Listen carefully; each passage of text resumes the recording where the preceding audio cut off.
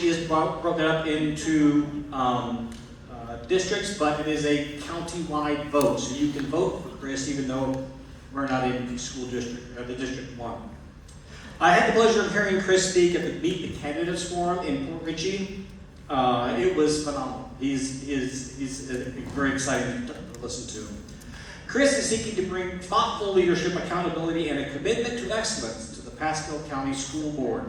He believes our schools should provide every student with a safe learning environment, strong academic opportunities, and the skills they need to succeed in college, careers, and life. Please join me in giving a warm Heritage Pines welcome to Chris King, candidate for Pasco County School Board District 1.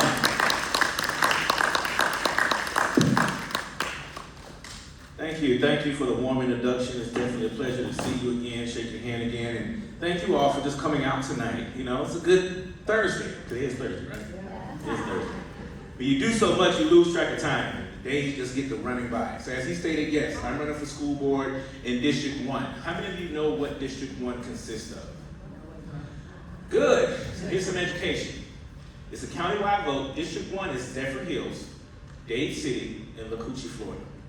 So if any of you know where Snowcat Ridge is, or heard about Snowcat Ridge, that entire area as well is included in District 1. So out of all the school board districts, District 1 is the largest landmass out of all the school board districts.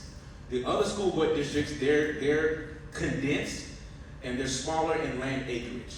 But as far as District 1, currently the incumbent, his name is Al Hernandez. He sits in that seat, he's vacating the seat, he's not running for re-election. So here's two things you can cheer for tonight. August 18th or November, you're going to get 2 new school board members regardless, because 2 of your current members are stepping down. That's Al Hernandez and Cynthia Armstrong. They're vacating their seats. Now Megan, she's running for re-election in her district, and I think it's District 5, but she's only against one opponent, and that will be decided on August 18th. So how many of you got your mail-in ballots already? That's great, because you're going to cast your vote tonight for me. Because if I'm here and they're not, I win, right? Pay to show up.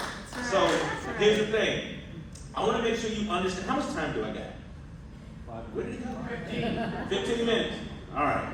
So I want to make sure you get some great information from me, other than just knowing who I am as a person, right? I'm a 10-year Marine Corps combat veteran. Married for 20 plus years. I made it. The second half is the work. Look, it's all downhill now. It's all downhill. We just like each other right now. We're making it work. She's a graduate of Pasco High, which is in District 1. So my wife found me at the Marine base in Albany, Georgia, and she brought me back here in 2005 for my first visit to what they call Dade City, Florida, the home of the Kumquat Festival. Yes. I had to learn what a kumquat was. So, had my first pie and all these things. I just enjoyed it, right? The culture of Dade City. I was born in Dallas, Texas, raised in Savannah, Georgia, but also I have roots in a little town called Palestine, Texas, which is just like Dade City, about 2 hours south of Dallas. So coming there, it reminded me of back home. You know, my great-grandfather, we call him Big Daddy. How many of y'all had Big Daddy? Big Daddy and Big Mama? Hey, look, they still here. They're still here. They never let go. All the switches and beacons are still right here. He had a peach grove, so of course when I got to Dade City, what am I looking at?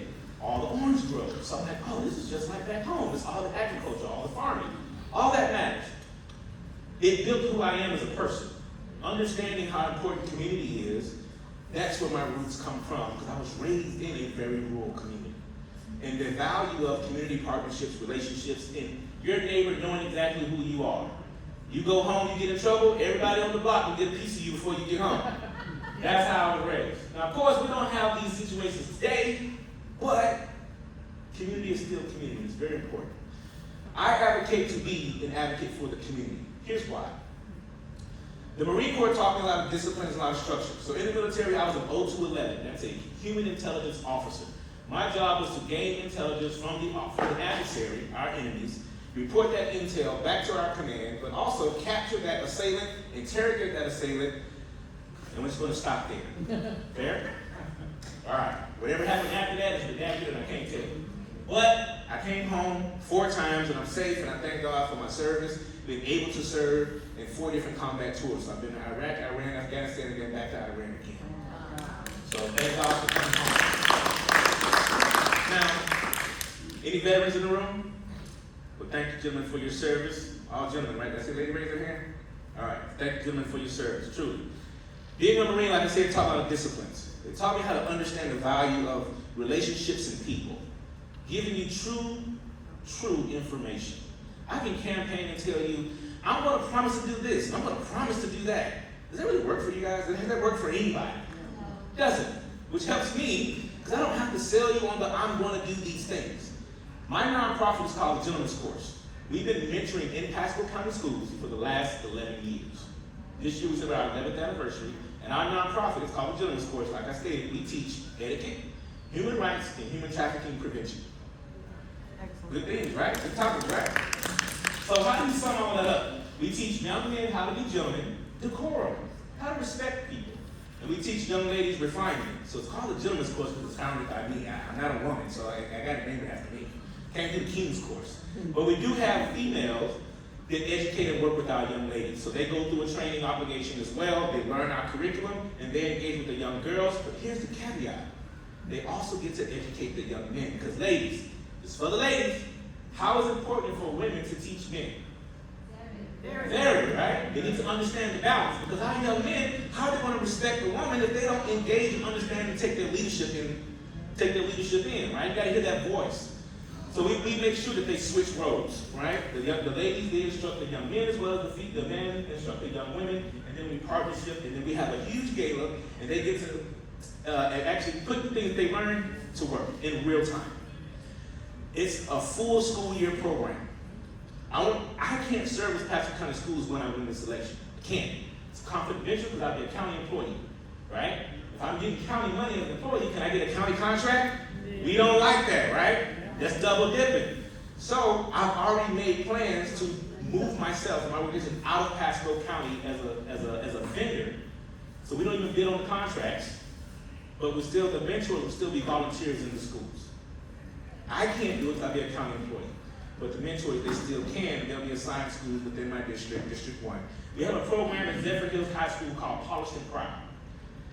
Like I said, we teach young men and young ladies refinement, all in all. Now, how many of you understand what a school board member's job is? This is very important. Because you got to know what you're voting for and why you're voting for a school board member. Do you think my job is to go fire people? No. School board members do not engage in personnel and staff issues.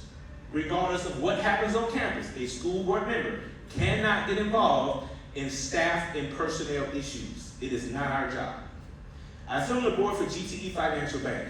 It is also a $17 billion financial institution, so we have to understand large budgets, big numbers. Pasco County Schools is a $2.3 billion budget. So if I work at Walmart as a regular day job, am I going to understand those kind of numbers? No. You want to make sure you elect the person that understands the role that they're getting into. Now, I'm the chairman for the supervisory committee.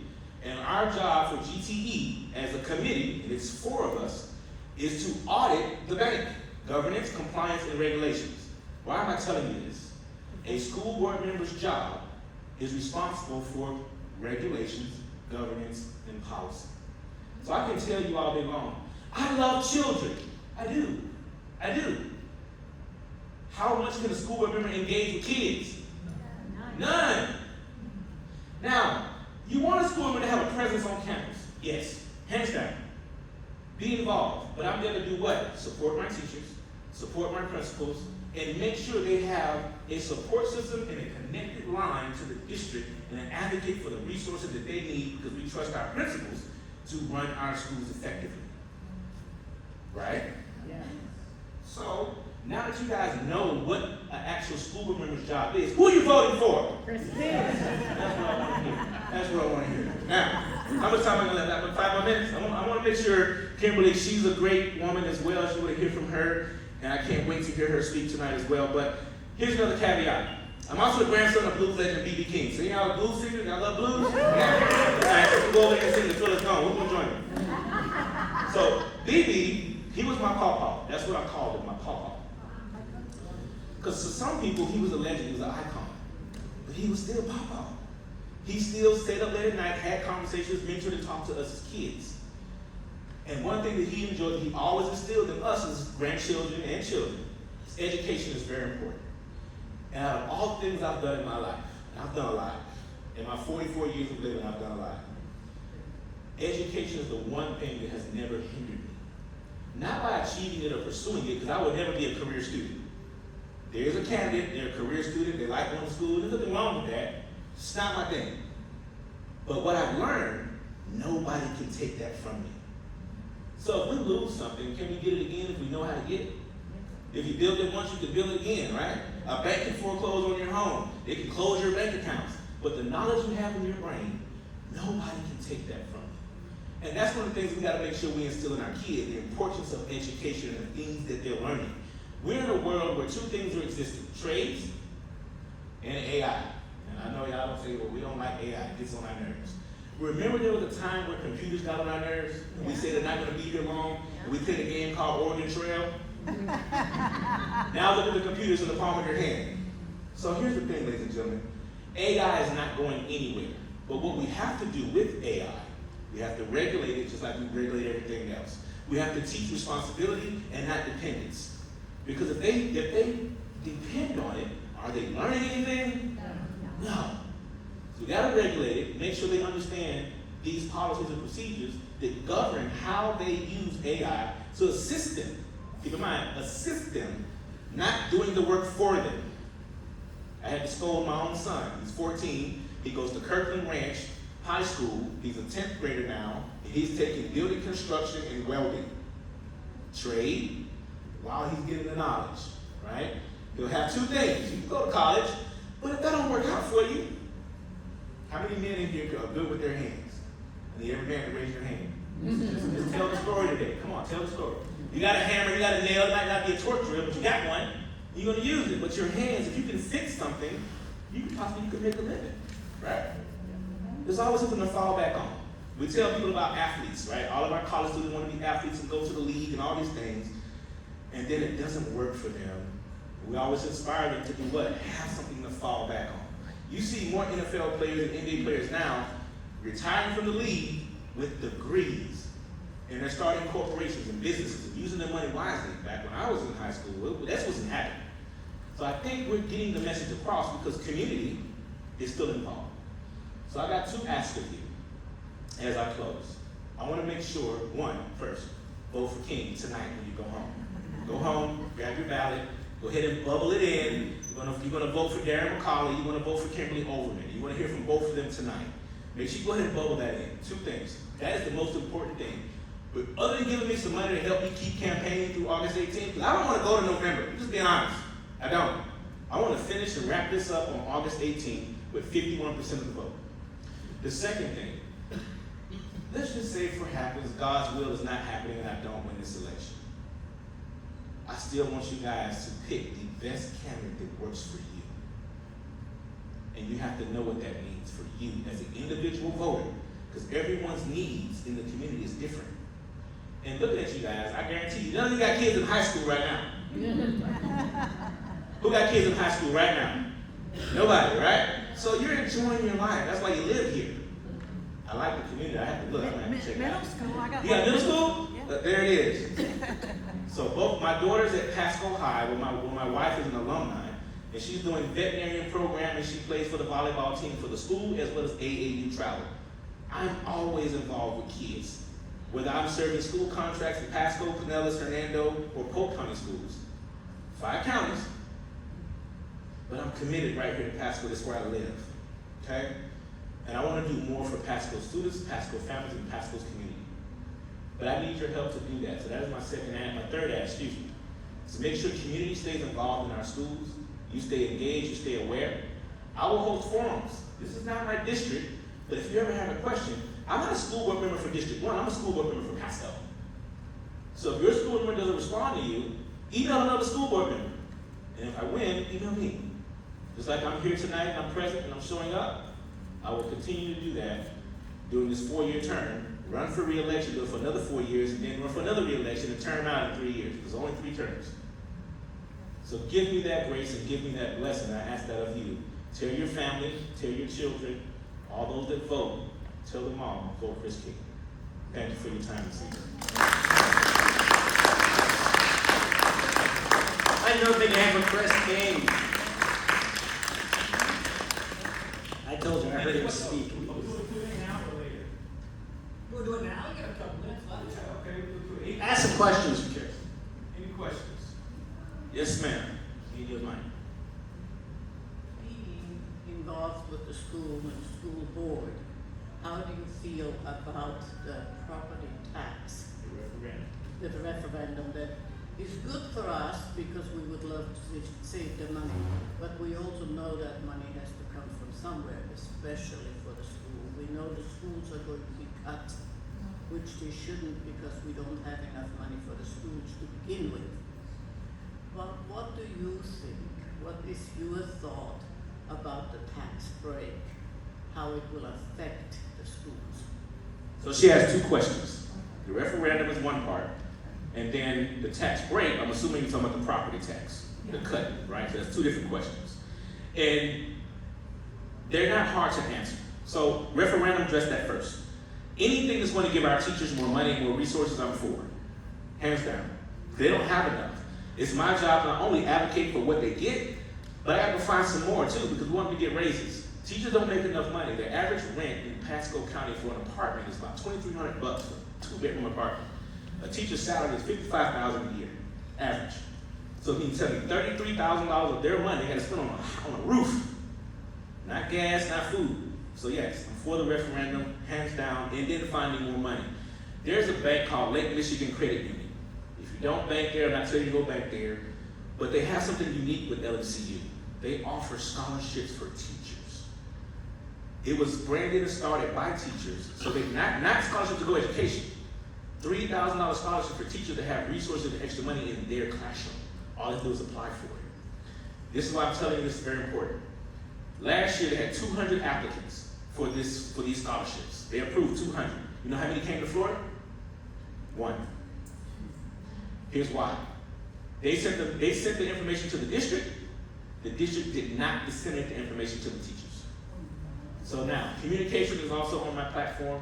Make sure teachers understand all resources that are available in their community. And Lake Michigan is in Pasco. They have 16 branches in Pasco County. And 1 teacher from Broward. Now, on the tax referendum.